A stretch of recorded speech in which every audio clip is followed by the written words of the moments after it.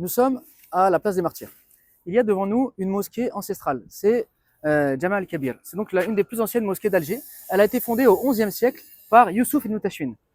Alors on peut déjà apercevoir sa beauté. Il faut savoir que lorsque Abdelrahman Tha'alibi était à Alger, c'est lui qui a dirigé la prière ici pendant 40 ans.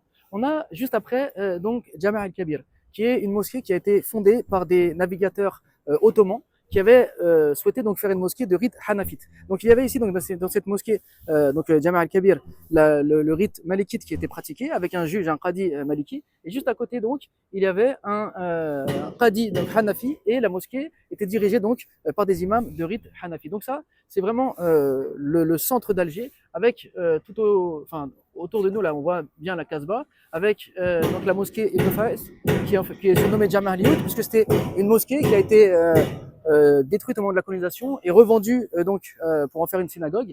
On voit aussi donc la mosquée de Ketchawa qui pareil avait été détruite et dessus on a reconstruit donc une cathédrale, et au moment donc de l'indépendance c'est redevenu une mosquée, et comme vous le savez c'est là que donc Shirbesh al-Ibrahimi au moment de l'indépendance a prononcé la première khutbah. Donc voilà, c'est vraiment un lieu historique avec des mosquées magnifiques qui sont porteurs d'une histoire très riche et très importante, donc un lieu à visiter absolument.